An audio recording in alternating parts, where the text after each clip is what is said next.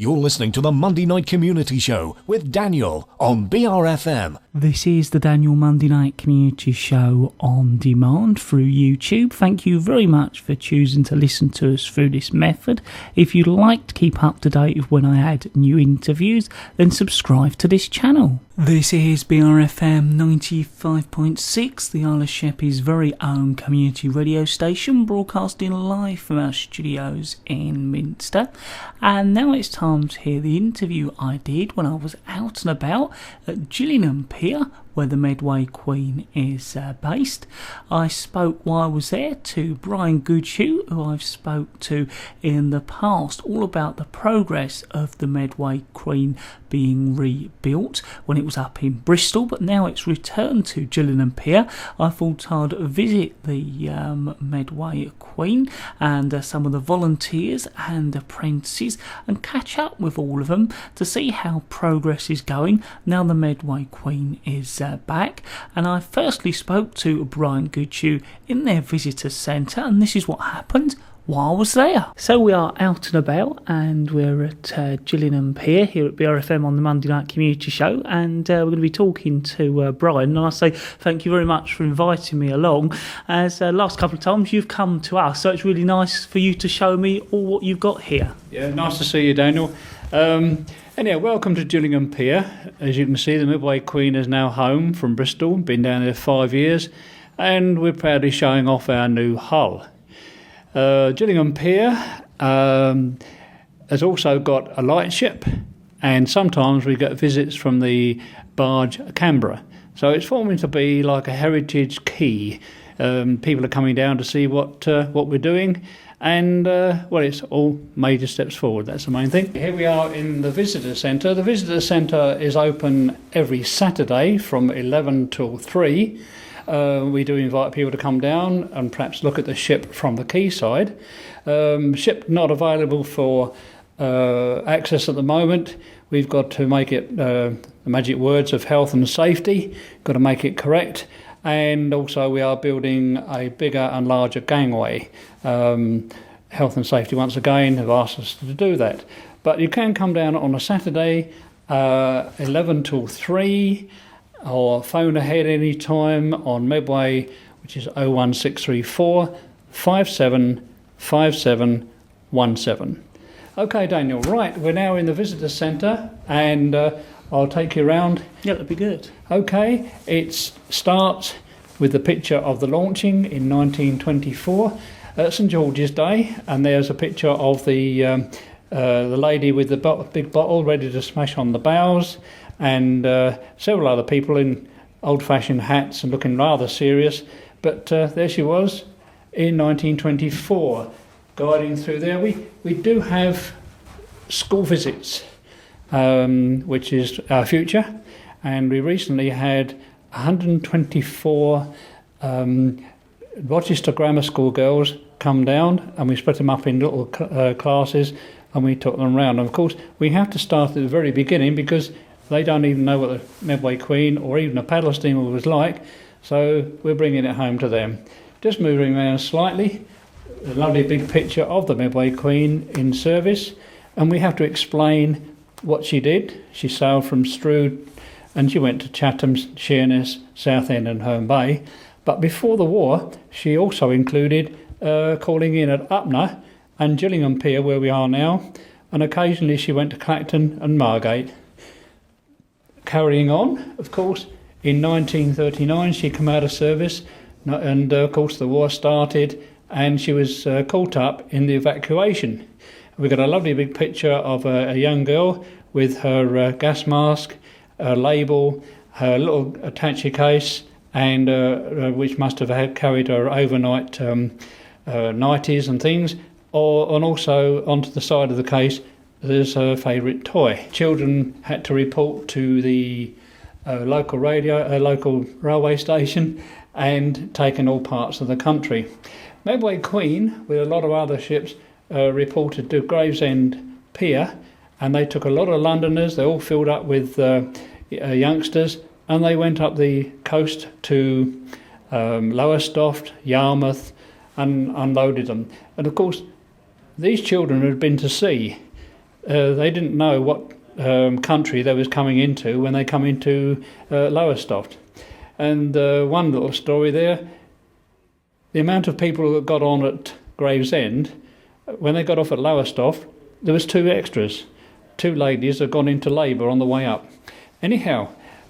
Well, I was going to say, actually, in the picture, it certainly looks packed. The decks look like you can't even move in the picture you're standing by. She was officially listed for 900 people. And I know your listeners can't see it, but she's got a little bit of a list on there. But what I like seeing is, of course, it was a bygone era where all the men, or most of the men, wore flat caps, and the women, or you wouldn't see any women in trousers, they all wore their dresses. And there she is coming into, I think, probably Herne Bay. Over here is a lovely model of the Medway Queen, how we're going to make her to look at, how we remember her. But over on the right, of course, we've got a picture of how she was converted to wartime, and where they found a gun to put on the bows. And the gun, don't forget this is 1939-40, the gun had last in action in 1915, and on the 2 paddle boxes they put a large machine gun each. And they extended the bridge, and there she was, officially a minesweeper. Yeah, I was going to say, in the picture it looks completely different boat almost. That's right. When we managed to get on the ship, and I'll show you around, Daniel, you'll find that the aft saloon was literally carried away and cut away, and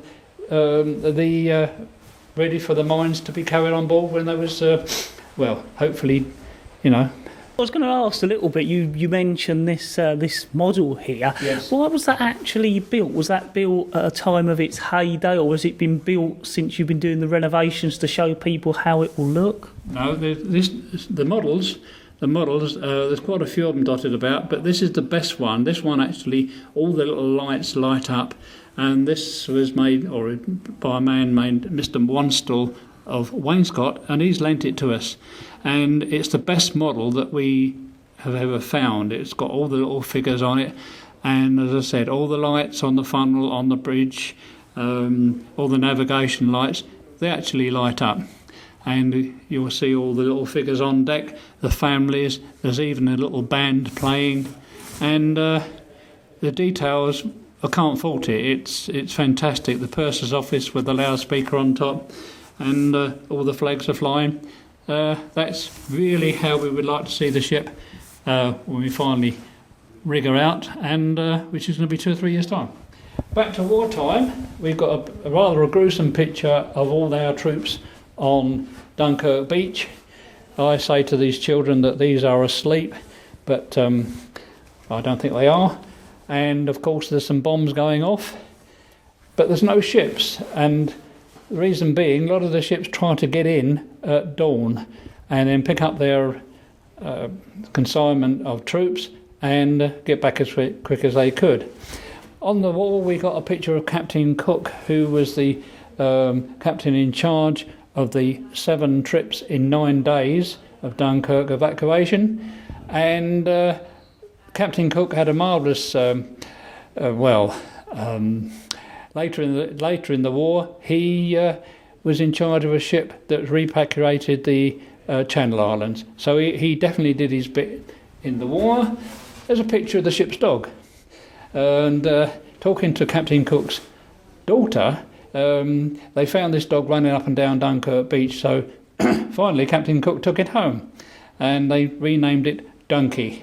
And Captain Cook's daughter said that he had a long and happy life. So we are continuing to hear that interview I did when I was out and about here at the Monday Night Community Show with me, Daniel, when I was down at Gillingham Pier in the week where the Medway Queen is based.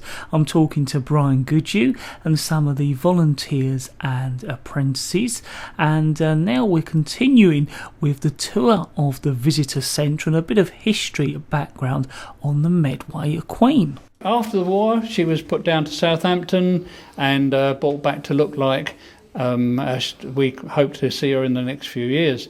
And she finally finished her service in 1963, when everybody started going abroad and package holidays, and you just didn't go to Southend anymore on a paddle steamer. And she was put up for sale, all kinds of things. She ended up in the KG5 docks in London, but finally she ended up on the Isle of Wight and was proudly the Isle of Wight nightclub. Well, it was brilliant because many of your listeners will remember all the pubs closed at 10:30, 11 o'clock. Well, of course, you could then go within 20 minutes, half hour from anywhere on the Isle of Wight to have a drink at the nightclub, which you could still be drinking at 3 o'clock in the morning. And many people come and see us now who met their lifelong partners on the Medway Queen nightclub and got fond memories. A lot of the fond memories are that they used to have cabarets and pop groups, etc.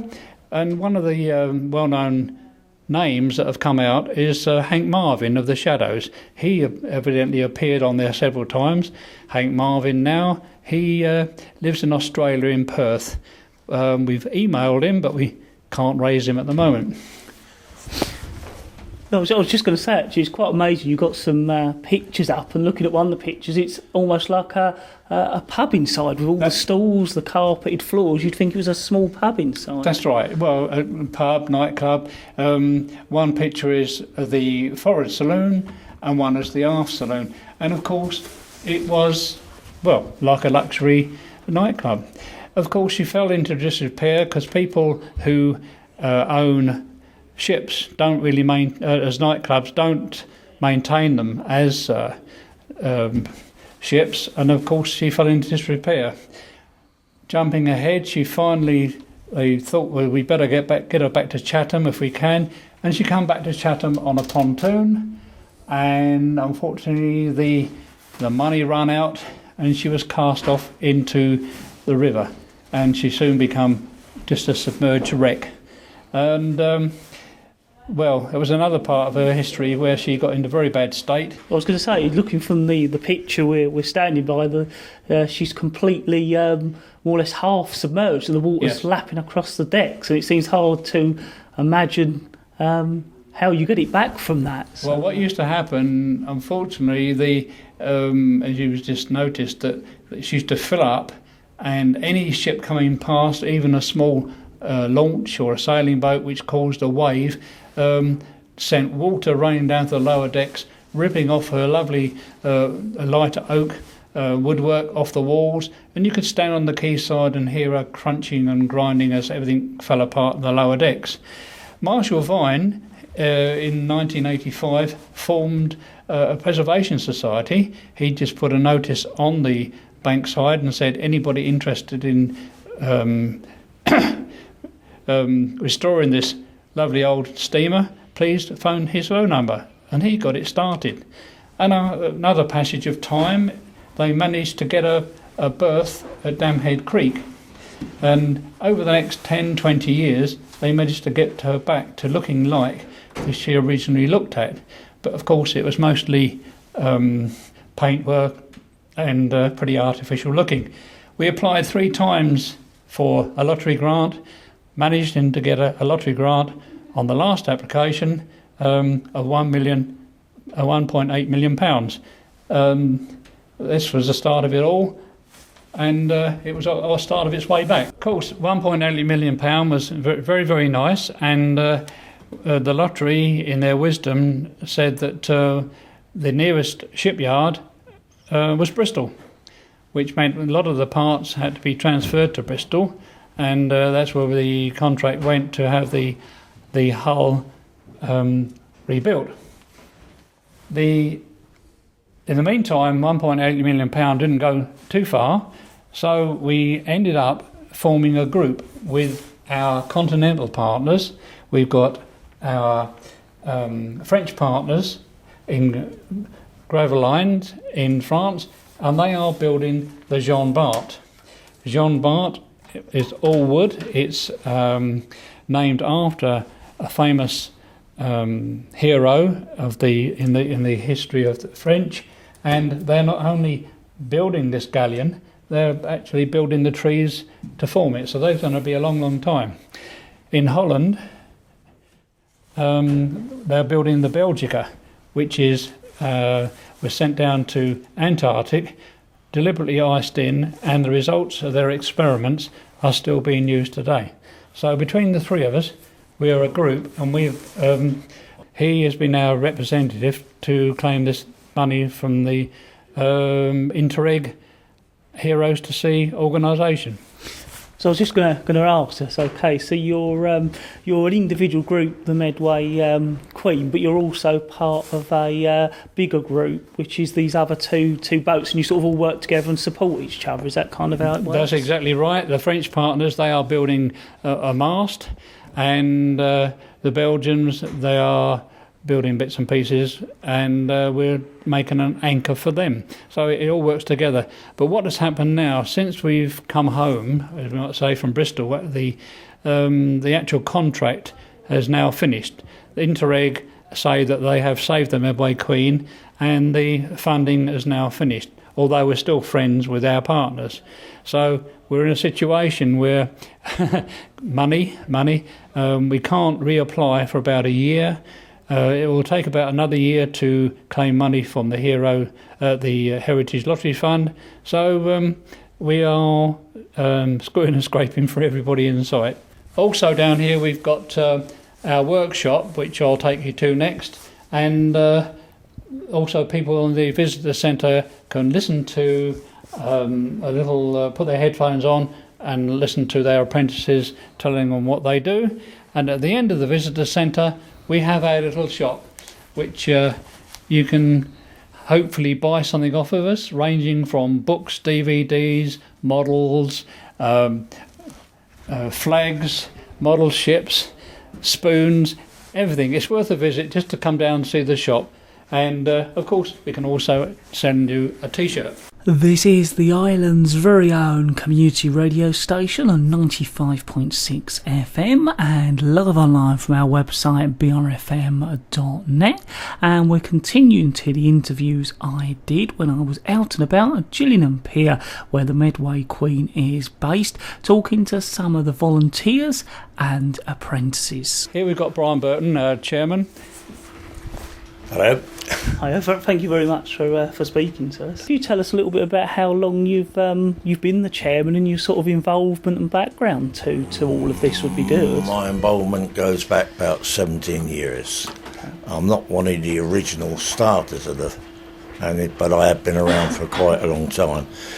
As chairman, it's probably now about 2-3 years. All right.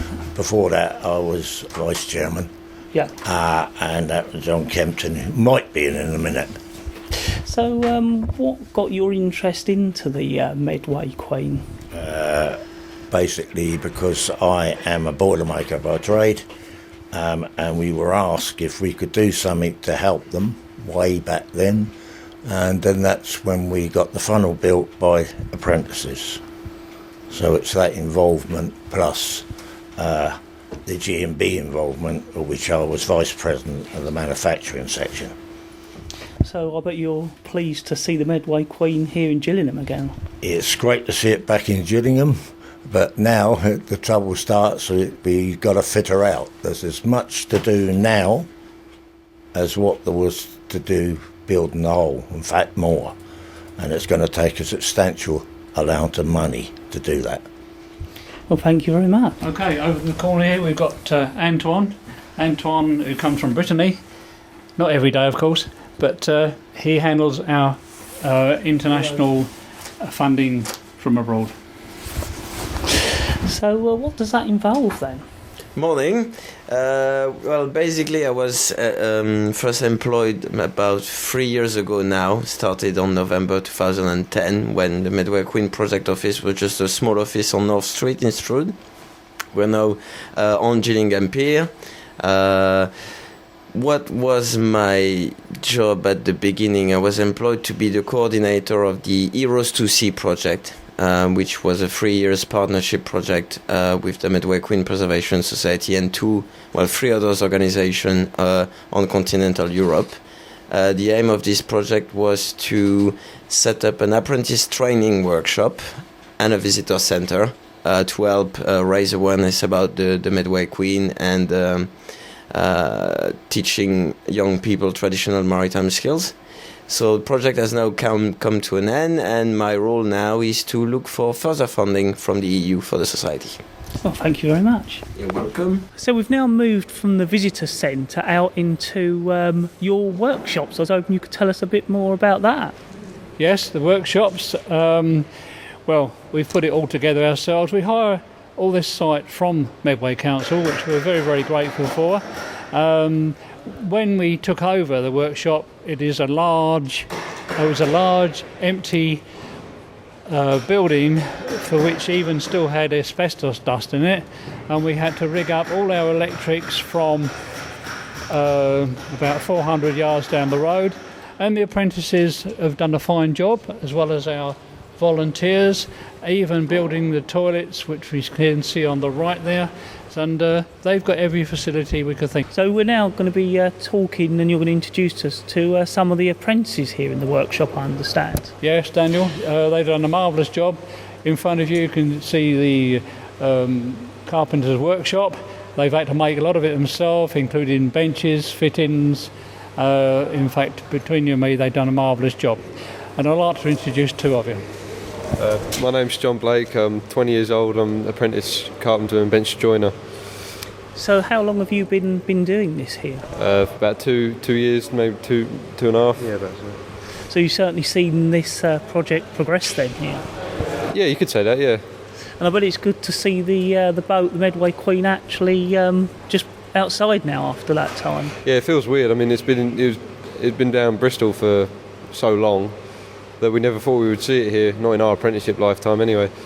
But now it's outside, it's good to have her back. I'm Samuel John. I'm a carpenter joiner apprentice. My age is 21. So, but it's been an amazing experience to be an apprentice for a project like this, and I assume it's a great chance to learn skills that perhaps you wouldn't anywhere else, I suppose. Yeah, it'd be brilliant. I might sound like I'm repeating myself, but maybe one day in the future, when I have my own apprentices, I can tell them maybe what I've been doing here to be part of a historic project. Is really a good experience for me. Well, thank you both of you for speaking to me. Cheers. Yeah, the next one is an electrician's shop, and well, we can't paint a picture apart from the fact that it's all vices and drills and like a normal machine shop. They're actually working on board ship at the moment, but that's what comes next in line. All over the Isle of Sheppey and Swale. This is the Isle of Sheppey's very own community radio station. We're broadcasting live from our studios right here in Minster on the Isle of Sheppey. As always, it's great to have you along with us. Thank you very much for joining us. And at the moment, we're continuing to hear those selection of interviews I did when I was out and about at Gillingham pier in the week, where the Medway Queen is based, and it's returned back from Bristol after it being rebuilt. And I'm talking to some of the volunteers and apprentices with Brian Goodhew as my guide. So we've now moved along to the welding shop, and we're going to speak to one of the apprentices. So I was hoping you could just firstly introduce yourself for us. My name's David Leake, and I'm a fabricator welder. So what have you been doing on this project so far? We've done tanks, watertight doors. We're now building the tower and the ramp to get on and off the ship. So yeah. So has it been good to have the Medway Queen actually here on site now? Yeah, we've got on, and we've done more. We've been able to do more bits now it's back, and yeah, it's good to see her there when we drive up to work. So yeah, it's good.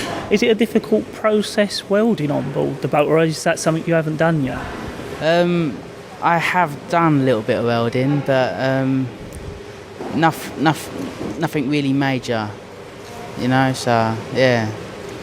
So it's a great process to be involved in, and a great training ground, I assume. Yeah. The training, there's no fault in it itself. So Yeah, it is good. It's good. Well, thank you very much for speaking to us. Yeah, thank you. So we've now moved into the mess hut. It's lovely, and we're almost sitting down. I think we're going to firstly speak to the person who deals with health and safety, I understand. So first, if you could introduce yourself. Yep, my name's Graham Mabb. I'm the Site Health and Safety Officer and the Electrical Instructor. So what does that role involve on a day-to-day basis then? Day-to-day basis is mainly training electrical apprentice, which is one of the only female apprentices that the college have. So, and she's in her third year of her apprenticeship. So it's mainly we do the building electrical side, repairing tools, and also designing and getting ready to put the electrics on the ship. Is that something you don't always think of? Because you think of a steamship, you don't think of the electrical side of it, I suppose. But I assume it is a big part. It is these days. When she was built, there was no electrics on it at all. Right. All the lighting and everything were all lamps. But one of the main problems we've got is to make everything look old, but meet modern regulations. So a difficult process then. It can be, yes. So do you work for the college as well, or is it sort of apprentices come to you from that college? The apprentices come from the college. Yeah. We're actually employed by the new Medway Steam Packet Company. Okay. Well, thank you very much for giving us a little introduction. So I think we're now going to speak to a couple of long-term volunteers. So it'd be great if you could introduce yourselves firstly. Well, my name is John Nash. I've been a volunteer for 3 years, which is nothing compared with some of the volunteers. We have volunteers who've been working on the boat for 25 years. Back in the good old days when the boat was sinking and they were actually digging the mud out of the boat, and they are the real heroes of the Medway Queen. I only got involved 3 years ago, and at that time we were sticking the old timber, which came off of the old deck, to some new timber, which has been now remanufactured, and is now a lot of it has been put onto the boat. I'm a ship joiner by trade, and I'm hoping, to carry on with the boat and get it all complete in the next, we're hoping about 3 years. Funds, if the funds are there, because it's the funds that are really holding up any production on the boat. We've got an enormous amount of work to do. As you can imagine, the boat was built in 1924, and in them days there was so much timber on the boat. There was all the after saloon, forward saloon, and that all had timber seats, which was an enormous amount of work. But they obviously, got it done up in Troon. I actually went to Troon back in 2012 because I wanted to see the actual dock and the actual shipyard where the boat was built. Unfortunately, the shipyard is gone now, but the dock is still there, which was very interesting to see. And I was very interested in that, to see where the old girl really came from. So, but it's been great to have her actually here, right next to where you're all working now. Oh yeah, it really is. Instead of having to go miles to manufacture something, we can just walk out the door onto the boat and fit whatever we're making. It's a real joy. So if you'd be able to introduce yourself, that would be really great. Yeah, my name's Ron Vant, and I work with John. I'm not a carpenter or anything by trade, I'm an engineer, but I enjoy working with the woodworking team, so basically that's what I'm trying to keep involved with. We're all of the same mind. We want this ship finished, we want it usable again. Funding is the most important thing.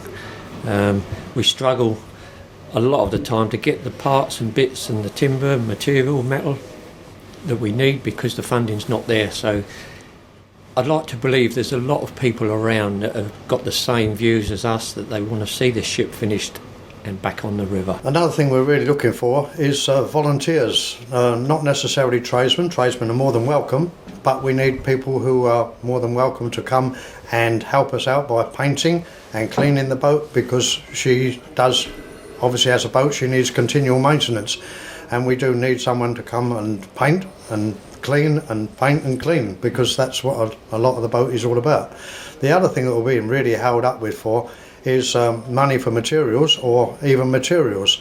I know around the local area there's a lot of builders merchants who I'm sure if we could talk to them nicely would be happy to donate some offcuts of timber or actually some bulks of timber that we could then use on the boat. So anything that is going out there that somebody has that they think they don't need would be more than welcome. Thank you both very much for speaking to us. Thank you. Just to add on to John, don't forget anybody who wants to volunteer or even bring some materials along. We're at Gillingham Pier at the end of Pier Approach Road, Gillingham, and contact number is 01634 575717. So we're continuing to talk to some of the people involved in the Medway Queen, and I was hoping you could introduce yourselves for us. Yeah, I'm Brian Hulley. I'm currently the site manager down at Gillingham Pier. I started here as the metalwork instructor, and I've still got responsibility for the metalwork apprentices. But I'm also the site manager now. We all wear more than one hat down here because of lack of funds, etc. So what are some of the things you've done over the years? We've made all the tanks that are inside, the sewage tanks, freshwater tanks, etc. that are inside the boat. They were made here and taken to Bristol and fitted to the boat. We made all the watertight doors and the watertight bulkheads, the ladders that go down inside, down below, various other bits and pieces that we've repaired and sent up to Bristol that's now been fitted to the ship. And as you know, we've got the boat back now and it's a continuation of what we've been doing. So but it's quite nice to see some of the things you made here and were sent away now in the boat and it back here. Yeah, absolutely. Yeah, it's good for the apprentices to see that. It gives them a sense of pride, I think, to see what they've made actually fitted to the boat and ready for use. So. Well, thank you very much. Okay. So we've now moved back out into the workshop, and we're standing by the paddle box covers. They certainly look amazing, so I was hoping you could tell us a little bit more about them. They were basically built by our apprentices. It took them about 3 months. 3 months or so. And it's all out of deal and softwood. The figureheads and the actual scrolls on the bottom, the actual centrepiece is obviously of Invicta, emblem of Kent, and the scrolls each side were originally made about 30 years ago by a gentleman in the dockyard, and it's an incredible piece of work. Anyway, the actual paddle box cover is about 20 feet long. It stands getting on for 7 foot tall. It has got 13 flutes, I think it is, and obviously 13 little portholes in the top of it. And around the top of that, in blue, has got the name of the boat, which is obviously the Medway Queen. All of the paddle box is all painted in a white with gold etching, and around the I can't remember exactly what you call these shapes, but that's all done in gold paint. We would have liked to use gold leaf, but it was far too expensive, so we settled for gold paint. It's quite amazing. They look quite big standing up against them, so I'd imagine it's a difficult job to build them or carve them out. It most certainly was. It's all done in pieces. If you look very closely, you might be able to see the joints. We hope you can't. But, you know, it was all done in pieces, and it's built up basically like the spokes of a wheel, which is basically what it is. Well, thank you very much for telling us a bit more about them. And that is that selection of interviews I did when I was out and about, and I was at Gillingham up here, down where the Medway Queen is now based after it's been rebuilt in Bristol. I must say a big thank you to Brian Goodhew for inviting me down there, and a big thank you to all the people I spoke to as well on my visit. And next week I'm going to be bringing to you an interview I did with Brian Goodhew on board the Medway Queen, so lots more information on the progress, some history of the boat as well.